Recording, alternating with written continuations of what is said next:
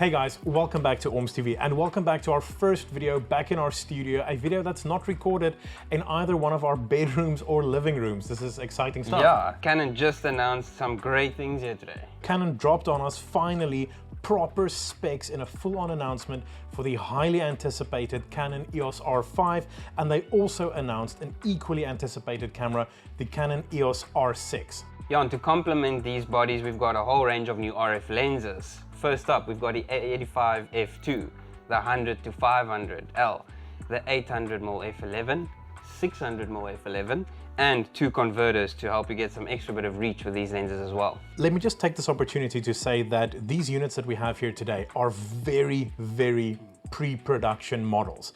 And as such, unfortunately, we are not in a position to show you any images or any video clips that we captured with these cameras or these lenses that we're going to show you today. What I can say though is that we've been out shooting with them for a couple of hours. We've gotten a good feel for what it's all about, given the pre-production firmware and all of the limitations that's in there. So we're going to run you guys through the specs and just sort of a first impressions of what we think these units are all about, but there will be full reviews coming later on in the month, and keep a lookout for those because we can't wait to test these guys, right? Cannot wait. So to kick it off, let's run through the specs on the all-new Canon EOS R5. So the big boy of the group of today.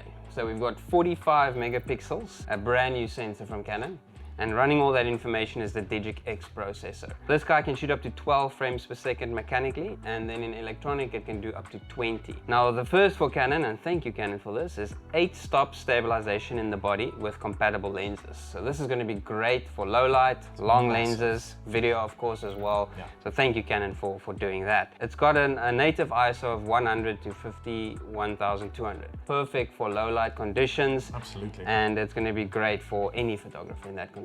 Now, stills performance is very impressive and very exciting. Yes. But let's be honest, everybody wants to hear about the video specs on this thing. And it has been confirmed, and we've tested it, and it works. And this unit shoots 8K video at a maximum of 30 frames per second. Uncropped. Uncropped. Uncropped, 8K, 4K, Full HD, whatever you want, uncropped. Beautiful, thank you Canon. But let's just step back for a second and remember that it shoots 8K video. 8K. Nothing else out there that I can actually pick up with my bare hands shoots 8K video. It simply doesn't exist, and mind-blowing stuff. A first for Canon, so it's going to be great. A first for Canon, a first for everybody. Yeah. Like this is the new benchmark. It also shoots 4K video at a maximum of 120 frames per second. And guess what? That's also a new benchmark. No one else in this sector is doing anything close to that. And this is with RAW and C-Log, right? RAW, C-Log, absolutely. The 8K video runs a maximum bit rate of 2,600 megabit per second. It encodes down to an H.265 file set, which is fantastic. I absolutely love that. You can get your 4K also in H.265 or H.264, whichever you prefer. Like, there is nothing bad about the video specs in this. It is absolutely incredible and sets a benchmark that just blows everything else out of the water. They've finally taken the beast out of the cage. Yeah, like it's no limitation. Yeah, it is that good. It's a great future-proof product.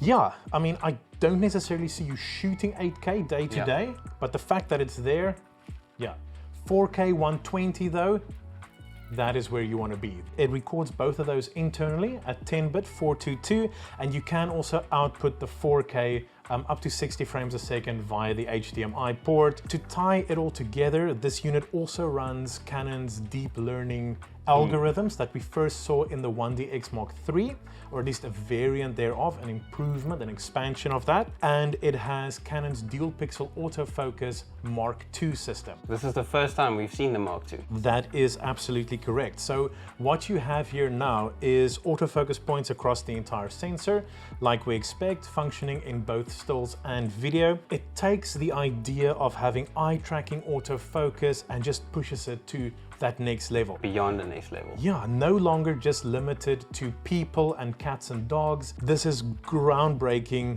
now doing sort of all animals almost. We've tested it on birds and it works. Tested it on other wildlife, rhinos, zebras, all sorts of stuff. It picks up, it locks onto the eyes, and it blows you away. It is incredible technology. It is incredible that they put it into a package of that size. Just mind blown from Canon. Blown, done.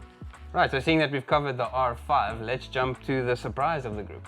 Yeah, and R6. a massive surprise at that. I mean, I know there was rumors about it, and I know there was a couple of leaked specs, but I did not expect to get a full frame camera, and at the specifications that it actually is. The R6 is going to be a powerhouse. It's in terms of the specifications, I mean, you've got 20 megapixels, so yes, it is much lower than the R5, but with the megapixel reduction, you get a huge bump up in low light.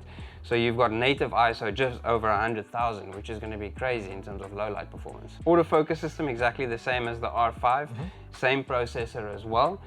Similar frames per second as well.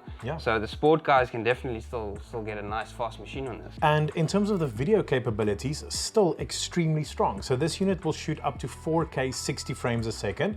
Yes, it doesn't shoot 8K like the R5 does, but at the end of the day, you're also not at the same price point. That's right. So you kind of expect a little bit less there. But 4K 60 is still nothing to scoff at. That's still really incredible. And still no crop. Yeah, no crop on it, full frame, full sampling. The only thing that's missing in terms of the video is going to be the RAW. There's no RAW video on this guy. That is true, there is no RAW on it, but you do still get Canon log encoding. It's still H.265 or 264. And that's really, really good. Like, there is nothing to complain about. You also have 4K 60 output over the HDMI, which is great. Internal 10-bit recording. So yeah, I mean, it's a little powerhouse. IBIS is as well, exactly the same. Up to f-stops with compatible lenses. Yes, give us more. That's great. That's this is great exactly stuff. Canon hitting the nail on the head. Absolutely, absolutely. EOS R5 over here, you've got the R6. That's right. Right off the bat, very similar. Yeah, in terms of body and size and grip, it's almost identical. Yeah, I think like this is probably the two most similar cameras that I've seen come out from Canon in a very long time. So both of them have articulating LCD screens, which is a nice to have, absolutely. Both have dual card slots. But 2 SD only. Yeah, so 2 SDs on that side, and over here you've got a CF Express card slot and an SD card, which is very nice, and you're going to need that CF Express to shoot 8K or 4K 120. I mean, there's no world in which I mean there is no world in which an SD card is going to be able to do that. So that's why you have it over here, and it is definitely a nice to have.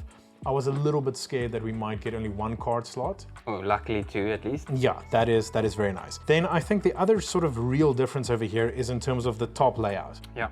So the R5 has a little screen up here that indicates your modes and some of your other settings, your shutter speed, your ISO, your frame rates, that kind of thing. The R6 does not. Yes, R6 has got the traditional Canon mode dial. In all honesty, I actually personally prefer this. It's a little bit quicker. I agree. Yeah. But at the end of the day, the LCD at the top will give you more information though.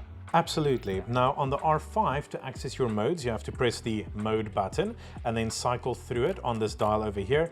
And to go into video, it's mode, then info, and then you get to cycle through your video modes, which is a little bit of a faff, but I get it. They had to sort of clean up this top area over here. Both units have a video record button, which is nice. It is easy to access. And something else that I'm very happy to see is that on a top tier R body, there is no longer a thumb slider touch panel little thing at the back. The traditional joystick. Exactly. Both of these have joysticks, and to be honest, it's a lot easier to navigate using the joystick. Even just moving your focus points around, all of that, faster, it is a lot faster. Battery still LP6, but it's a new and improved version. It pushes out more power, especially when you're shooting on 8K with that beast. Absolutely. Now, Canon haven't released any official specifications for what the battery life is going to be like, but indications that we've seen so far is that on the R5, you're going to get a very similar battery life as what you got out of the EOS R. Considering that this is a lot more megapixels and a lot more processing power running through here, that's quite impressive, and I'd like to see what that actual SEPA-rated battery life is going to be like. I think that could be pretty good. Let's first talk about the EOS R5 and where this camera is aimed at the market as it stands right now. What I see this camera aimed at is very much at a professional user, so someone who's maybe currently got an 5D Mark IV, you know, maybe even something like a 1DX Mark II, you know, even that type of bracket, and is a very serious professional videographer and also a very serious photographer. You know, you have these kind of two fields within this body, and in both of those realms, this camera kind of stands right at the top. It ticks all the boxes in both fields. Absolutely. I mean, there is very little here that distracts from either of those two focuses.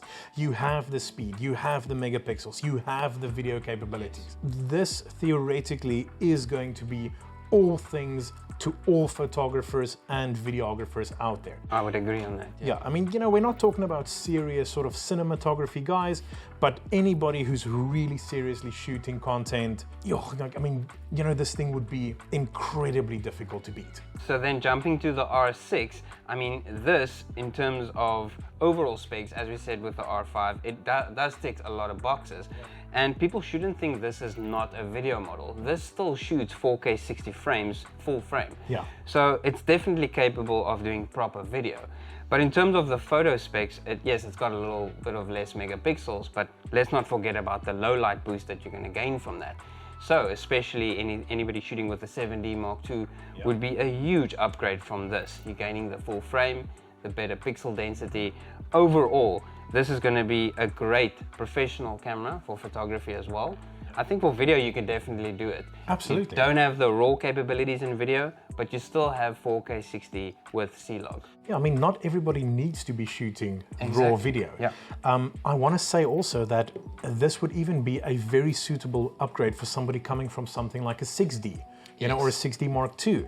You know, that really could be that camera that you step up to. Maybe even somebody who currently uses a Canon EOS RP, you know, could look at this and go, yes, I want the speed, I want the IBIS, I want the video capabilities, you know, and that gives it to you. I think it's a beautiful stepping stone between what's currently out there and what sort of the future holds over here. There is limitations to what we can test and what we can see and how we can review these units. But just in terms of what we've seen today and what we've been able to experience from these units, I want to know from you, just first impressions, what jumps to mind?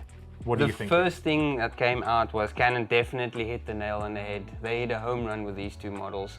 I think Canon is making a huge comeback, and it's proper. It's definitely a good job on Canon from my point. Yeah, I mean, I 100% agree. You know, we have everything that we come to expect from Canon here. You pick the camera up and it feels like a Canon. You have the build quality, you have all of that, which is not a surprise. What is a surprise is what a massive step they took here. We know from, you know, internal information and that these cameras have been in development for a while. Yeah. It's not sort of something that Canon just decided a month ago, oh, you know, let's do an R5 and let's do an R6. And that is really promising and really encouraging to know that type of information, that this is what the stuff that they've been working on, stuff that really takes that step up and really leapfrogs what's currently out there. And for me, as someone who's always enjoyed Canon cameras, you know, but for a very long time has not been the biggest fan of what they've been doing, as you said, this is a great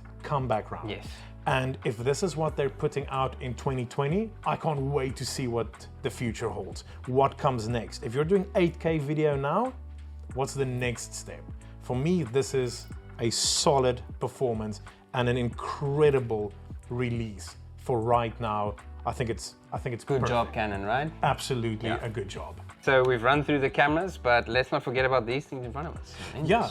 So Canon dropped all of these lenses on us today and these two teleconverters, and it's quite exciting. It's something a little bit different actually. Let's kick it off by talking about something that's a little bit more traditional. So over here we have the all-new Canon 100 to 500 L series lens. This is aimed to be the 100 to 400, but for the mirrorless cameras. Yeah. Now you have a 100 to 500 millimeter lens, so you get a little bit more reach out of it. This lens is 200 grams lighter than the current generation 100 to 400. That's quite impressive actually. Yeah, especially seeing that you're adding an extra 100 mil. Yes, it has a maximum aperture of 7.1, but that's at 500 millimeters. In terms of offering that 100 to 400 kind of functionality, but for the mirrorless bodies, I think it's a very worthwhile lens to look at. And also added the function ring, which seems to be kind of standard with most of the RF lenses. It is very weird that it's right at the back, but I assume that has to do with the construction of the lens and, you know, all the moving elements in the front. It's a little bit awkward when you have it on the body and you're trying to use it sort of right at the back here. It has an incredible new image stabilization system, which on its own,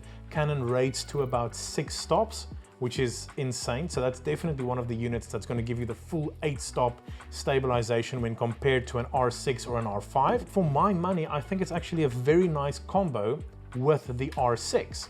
You know, you have your sort of your sport wildlife orientated camera with a lens that has been definitely lacking in the mirrorless range from Canon. Other new lens is going to be the 85. Now, this is actually a portrait lens, but also doubles up with the macro as well. Absolutely. So it's an f2. It is very much geared to be an affordable portrait lens. Canon is kind of billing this as a spiritual successor to the current 85 1.8 EF mount, which has been around for like 19 or 20 years. You've got improved sharpness, you've got improved stability out of it, obviously, because you do have stabilization. Absolutely, image stabilization. Yes, you drop down to an f2, but at the end of the day, it's so close. That's not the end of the world. So where that lens is aimed at is at your beauty photographers, wedding photographers, absolutely.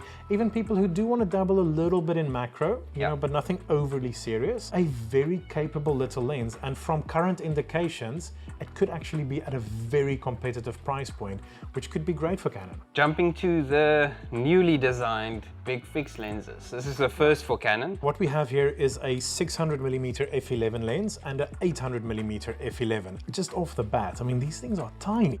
Super small, but super light.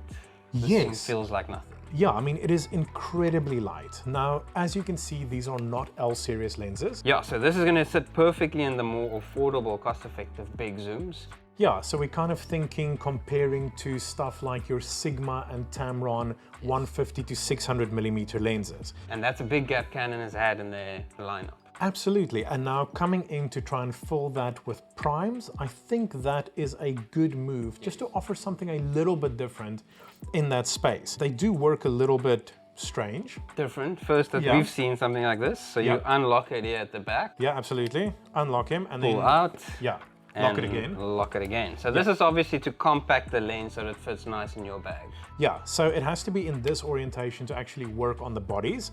In the collapsed orientation, it just doesn't function at all. And the body actually warns you to say that you must put it into the shooting mode. You still have the function ring, which is nice. And it's on a nice location as well, you know, right in front of your focus ring. Stabilization as well. Yeah, absolutely. Image stabilizer in here. Yes, they are f11 lenses. But, and this is a massive but, as Andre mentioned, the price point of these lenses is nowhere near where a 600 or an 800mm traditional prime lens is going to be. The f11 is there to make it smaller, to make it compact, to make it lightweight. No, you're not going to get the same quality as what you're going to get out of a 100,000 Rand plus 600mm or 800mm lens. What you can have over here is in a pretty small backpack, you could have both of these lenses with 2 bodies and comfortably carry it for days on end. Yes, you're not going to be able to comfortably shoot at f11, in severely low light conditions. But for most users in this type of field, and specifically in this price bracket,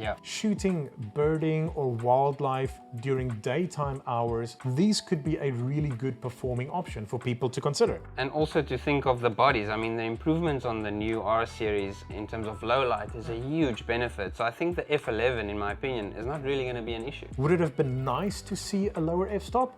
Yes. But then the lenses would also be significantly more expensive and heavier and bigger and everything else that comes along with it. Where these lenses, I think, is aimed very much is people who currently have EOS Rs or EOS RPs in the current generation and is looking for a nice longer lens to go with, who maybe don't want to use a Tamron or a Sigma lens with a converter to put onto their EOS R or EOS RP body, I think this could be a very good option, especially if it comes in at the price points where we're thinking it's going to come in. It could be extremely popular in that bracket. Then to end things off, we've got the converters. Yeah, so a 2x and a 1.4x converter. These converters are only compatible with these three lenses.